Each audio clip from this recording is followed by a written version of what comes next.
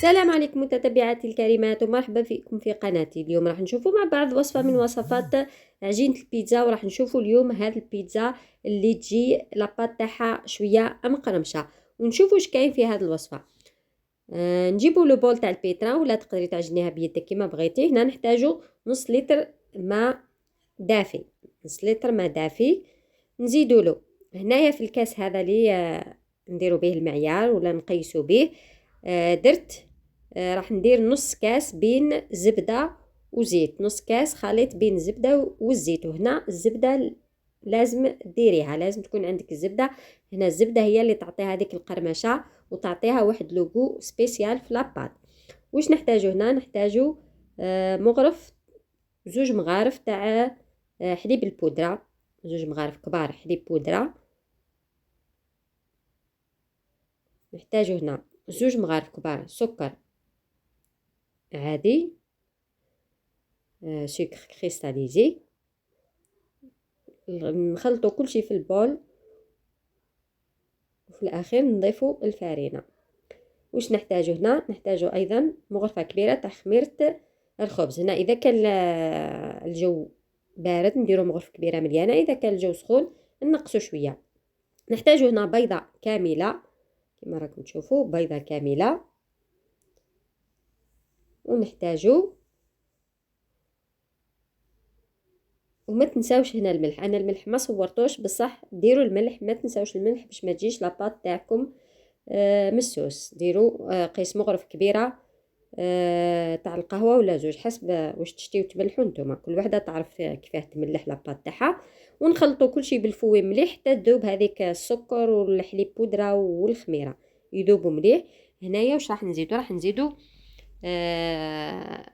تقريبا نص مغرف صغيره تاع خميره كيميائيه، خميره كيميائيه تاع الحلوى نزيدوا هنايا.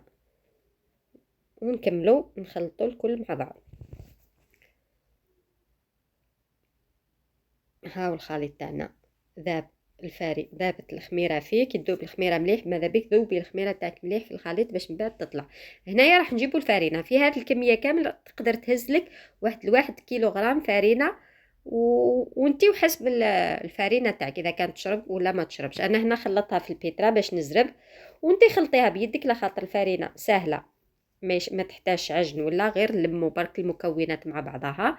وهنا لازم تتحصلي على امبات شويه تتلاصق، ما ديريهاش يابسه مليح. لي بات تاعك اللي بغيتيهم ينجحوا لازم ديريهم شويه يتلاصقوا وتتحكمي فيهم. ادهني يديك برك بالزيت ولميهم عادي، مش راح يلصقوا لك في يديك. تتعلمي تلمي لاباط تاعك بالزيت مش راح تلصق لك في يديك.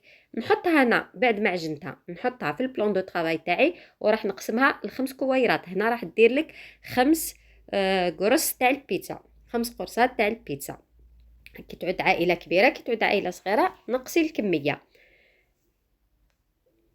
كيما راكم تشوفوا. نديرتهم 5 قرصات باش ندير 5 قرصات بيتزا. هنا نجيبوا البلاطو تاعنا. هي البيتزا كل ما تخليها طول كل ما تجي لاباط تاعك مليحه. هنا رشيت البلاطو تاعي بالفارينه وحطيت القرصات تاعي، وماذا بك تبعديهم على بعضهم باش كي يطلعوا ما يلصقوش في بعضهم. غطيهم بالبابي فيلم وحطيهم في الثلاجه، تقدري تخليهم حتى نهار كامل ولا ديريهم في الليل والغدوه تخدمي البيتزا تاعك عادي. لاباط تاع البيتزا كل ما تقعد كل ما تجي احسن، كل ما تجي احسن. هذه عن تجربه، كل ما تخليها تطلع مليح كل ما راح تجيك البيتزا تاعك مليحه. هنايا بعد ما خليتها انا درتها وخليتها واحد ساعتين تقريبا هكاك، وجدتها صباح وخليتها حتى يوصل وقت الغداء وراح نطيبها. تقرصي البيتزا تاعك عادي على بلون دو طرافاي مرشوش، ولا تقرصيها ديريكتومون فوق البابي كويسون، تحطيها في البلاطو تاعك وتجيبي صوص طوماط. اللي عندها صوص طوماط واجده ولا طيبي صوص طوماط تاعك عادي كيما نطيبوا لي صوص طوماط تاع البيتزا. انا هنا ديما كاينه عندي صوص طوماط واجده، نشتي نوجدها قبل ولا نشري هذيك الواجده. نطلي القرصه تاعنا بالطوماط بصوص طوماط بيتزا. وهنا تكوني ديجا سخنتي الفور تاعك. هنا كي تسخني الفور تاعك للبيتزا سخنيه في اقصى حد، ومن بعد كي تلوحي البيتزا تاعك نقصي شويه. من ماذا بك تسخنيه في اقصى حد، تحط تشعلي على لو داغني واش عندك في ليكرون تاعك، خليها تسخن مليح ولوحي البيتزا تاعك خاطر البيتزا طيب ليه. نديروا لها الفرomاج، ولا ديري وزيني باش تحبي بالفرماج، ما ديري لهاش، ديري الفيونداشي، ديري الطون كيما تحبي، ديري واش بغيتي في البيتزا تاعك. زيتون، انا درت هنا غير طوماط، زيتون وفرomاج. الفرomاج تقدري ديري انواع لي فرomاج اللي عندك. هنا درت فرomاج غريير، فرomاج غابي، ودرت شويه موزاريلا، قطع تاع فرomاج موزاريلا كيما راكم تشوفوا. فرomاج غابي تاعنا هنا. وهنايا يعني لحتها في الفور طيب، وجبت درت اون نوتخ بيتزا بلا صوص بلونش، يعني صوص فرomاج. كيما راكم تشوفوا هنا صوص فرomاج. درت شويه حليب، شويه كريم ليكيد ولا كريم فريش ولا اللي عندك، ماهيش لازم كريم ليكيد ولا كريم فريش. ديري لها حطيها تغلي شويه، ولوحي الفرامج اللي عندك، ديري شويه ملح وفلفل الكحل، وتجيك صوص فرomاج بنينه. المهم صوص فرomاج هنا تحتاج الفرماج، ماذا بك يكون عندك نوع ولا زوج تاع الفرامج باش تجي لوغو تاعها مليح. نطلي لا صوص فرomاج تاعي، لا صوص بلونش ولا بيتزا بوازي كيما يسميوها. ندري عليها لو فرomاج رابي، درت عليها الكريير، درت عليها الاخر الموزاريلا، زيتون. وهنا تحتاج تقدري ديري لها البلون بولي. هنا البيتزا بوازي البلون بولي يجي معاها مليح، يخرج مع لاصوص فرomاج مليح. ولحتها في الفور طيب كيما الاخرى. هنايا راني جبت البيتزا تاعي، هذه البيتزا الاولى اللي درتها بصوص طوماط، بيتزا درتها بصوص طوماط. نقسمها وتشوفوا هنا تجي هاد لاباط كيما قلت لكم، الناس اللي تحب لاباط تاع البيتزا تجي مقرمشه شويه، تجي تتقرمش كيما نقولوا، وتجي رقيقه. ما ديروهاش لاباط تاع البيتزا تاعك كي تعود فيها الخميره، رقيها مليح باش ما تجيكش خشينه بزاف. وهذه هي النتيجه تاع القرصه تاعنا الاولى.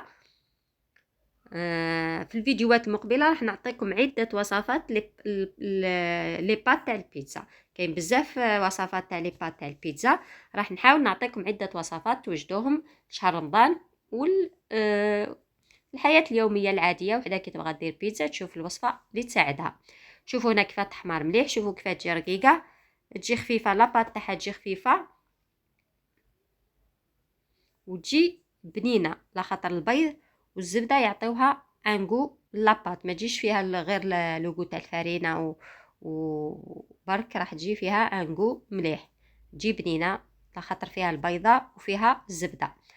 والقرصه تاعي الثانيه بيتزا بوازي كيما يسميوها، كيما قلت لكم تقدروا ديروا فيها الدجاج، تجي مليحه، تجي بنينه. الدجاج يوالم لاصوص فرomاج كيما راكم تشوفوا. انا درتها سامبل بالفرماج فقط وقصيتها، وكيما راكم تشوفوا البيتزا تاعنا راهي واجده.